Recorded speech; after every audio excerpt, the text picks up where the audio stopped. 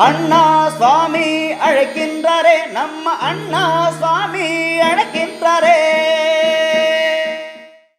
மாயன் மயம் ஆன்மீக சகோதர சகோதரிகள்லாம் என்னுடைய அன்பான பணிவான வணக்கத்தை தெரிவித்துக் கொள்கிறேன். மாயன் மயம் உங்கள் நலன் பொருட்டே இறையருளாலும் குருவருளாலும் சோழி பிரசன்னத்தின் மூலமாக செவ்வாய் பயிற்சியை தொடர்ந்து சொல்லி வருகின்றேன். மற்ற பயிற்சிகள் நீண்ட காலத்தை எடுத்துக்கொண்டாலும் கூட, குறுகிய கால பயிற்சியாக இருந்தாலும் கூட செவ்வாய் பயிற்சி ஒரு அற்புதமான பலனை தரும். அதை நான் தொடர்ந்து 4-5 வருட காலமாக மாயன் மயிலன்னு சொல்லிட்டு வரேன்.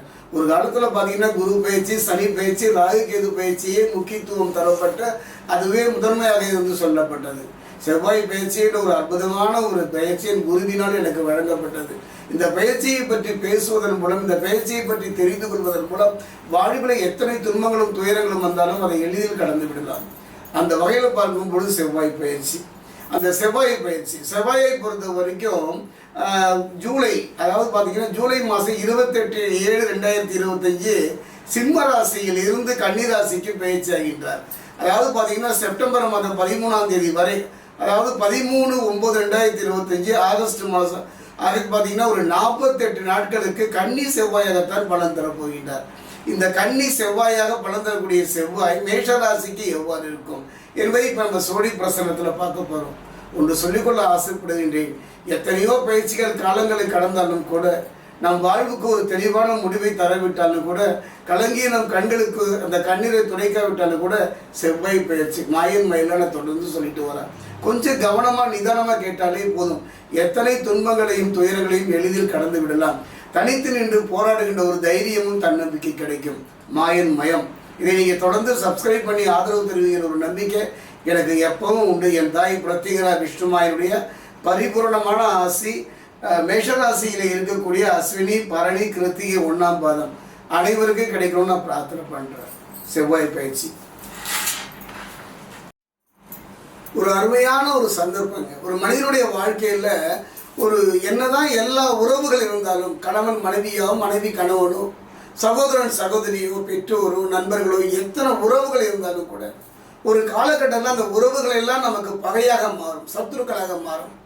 ஒரு காலகட்டத்தில் நம்மை விட்டு நகர்ந்து போய்விடும். அப்போ இன்னும் நினைக்கும் தெரியுங்களா, இந்த மனிதன் அதாவது நம்பாத தெய்வத்தையும் நம்ப தொடங்குவான். அதுதான் வாழ்க்கை. அந்த நம்பிக்கை எதன் மூலம் வெளிப்படும்னா ஜோதிடத்தின் மூலம் தான். அந்த வகையில் சோழி பிரசன்னத்தில் ஒரு காலத்தில் பார்த்தீங்கன்னா குரு பயிற்சி, சனி பயிற்சி, ராகு கேது பயிற்சி மட்டுமே சொன்ன ஒரு காலகட்டம். அந்த காலகட்டத்தில் தான் நான் சோழி பிரசன்னத்தில் செவ்வாய் பயிற்சியை அதனுடைய முக்கியத்துவம் உணர்ந்து என் குரு எனக்கு சொல்லியதுனால செவ்வாய் பயிற்சி இந்த மாயன் மயலில் தொடர்ந்து சொல்லிட்டு வர, தொடர்ந்து நீங்கள் அவசியம் கேட்கணும். அந்த வகையில் பார்க்கும்பொழுது இந்த செவ்வாய் பயிற்சி பார்த்தீங்கன்னா இந்த காலகட்டத்தில் ஒரு அற்புதமான ஒரு சூழ்நிலை. அதே நேரத்தில் இந்த செவ்வாய் பயிற்சி குறுகிய கால பயிற்சியான இதே காலகட்டத்தில், அதாவது ஆத்மகாரகன் என்று சொல்லக்கூடிய சூரியனாகட்டும், குருவாகட்டும், ராஜகிரகங்களாக இருந்தாலும் கூட செவ்வாயும் அதற்கு இணையான ஒரு கிரகம் தான். சேனாதிபதி போன்று அந்த மன்னனையும் காக்கின்ற மகா சக்தி செவ்வாய்க்கு உண்டு. செவ்வாயை பொறுத்த வரைக்கும் வெறும்பாய் அல்ல, வருவாயே என்று சொல்வேன். அப்படிப்பட்ட அந்த செவ்வாயுடைய பயிற்சி என்னுடைய அனுபவத்தில் எவ்வாறு இருக்கும் என்பதை இப்போ நான் சொல்ல போகிறேன். கன்னி ராசிக்கு, கன்னியை பொறுத்த வரைக்கும் உத்திரா 2-3 நாள்.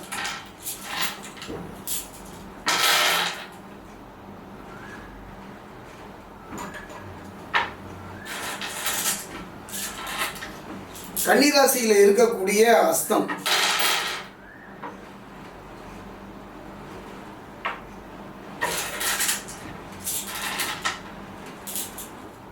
கன்னி ராசியில் கூட சித்திரை 1-2. கன்னிராசி ஆன்மீக சகோதர சகோதரிகளே, ஒரு கிரகத்தினுடைய பயிற்சி மட்டுமே முழுமையான பலனை தந்து விடாது, சொல்லிவிடவும் முடியாது.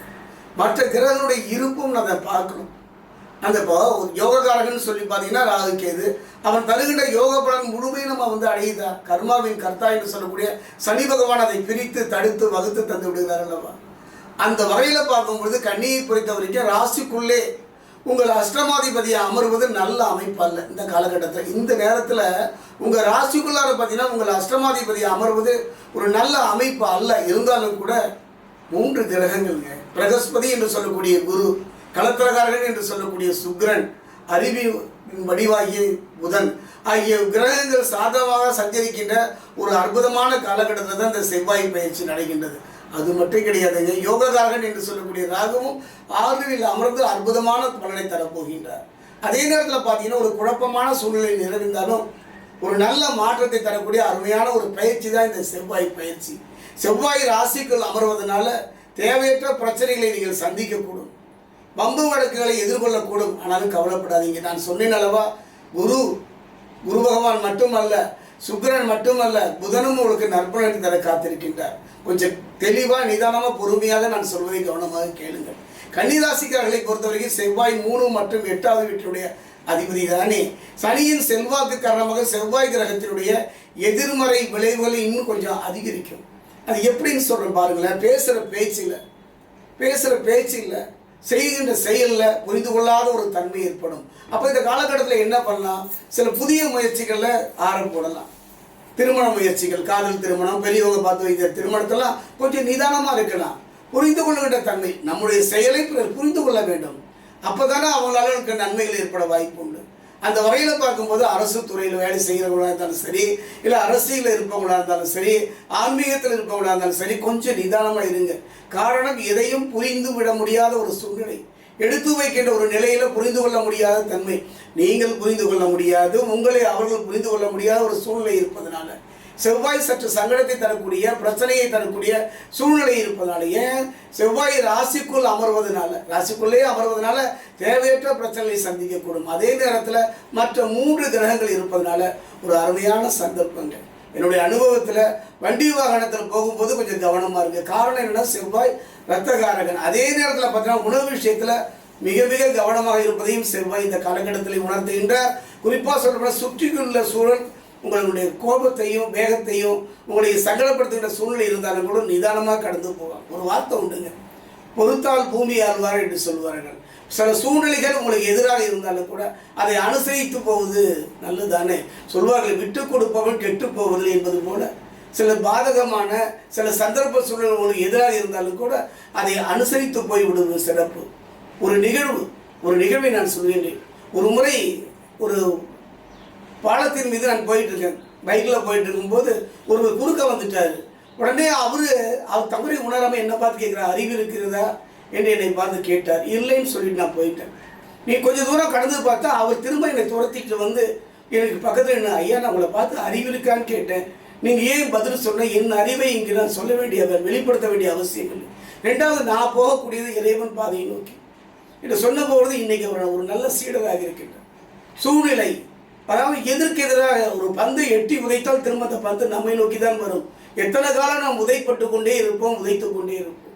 ஒரு நல்ல சந்தர்ப்பம், அருமையான சந்தர்ப்பம் கன்னி ராசிக்கு. ஏன்னா ராசிக்குள்ளேயே உங்களுக்கு அஷ்டமாதிபதி அமர்வது நல்ல அமைப்பாக இல்லாவிட்டாலும் மற்ற கிரகங்கள் உங்களுக்கு துணை இருப்பதனால வெற்றியை நோக்கி நகர்வதற்கான அருமையான சந்தர்ப்பம். அது மட்டும் கிடையாதுங்க, குரு சுக்கிரன் புதன் ஆகிய கிரகங்கள் சாதகமாக சஞ்சரிக்கின்ற ஒரு அருமையான வேலை. ராகுவும் 6ல் அமர்ந்து அற்புதமான யோக பலன்களை தருவதனால நல்ல மனைவி, நல்ல பிள்ளை, நல்ல குடும்பம், நல்ல தொழில் அத்தனையும் பெறுவதற்கான ஒரு அருமையான ஒரு வாய்ப்பு, களம், தலம். என்னை பொறுத்த வரைக்கும் இந்த ராகு பகவானை பொறுத்த வரைக்கும் யோகத்தை தந்து கொண்டே தான் இருப்பார். அதை தாங்குகின்ற சக்தி நமக்கு இல்லைங்க. அந்த நிலையில் இந்த காலகட்டத்தில் இந்த செவ்வாய் பயிற்சியில் யார் உங்களுக்கு பலன் தரலுமோ அவன் சகலமான சூழ்நிலையை தந்தாலும் கூட ராகு பகவான் என்னை 6ல் அமர்ந்து அற்புதமான யோக பலன்களை தருகின்ற ஒரு அருமையான சந்தர்ப்பம். செவ்வாய் ராசிக்குள் அமைவதனால தான் இந்த பிரச்சனை.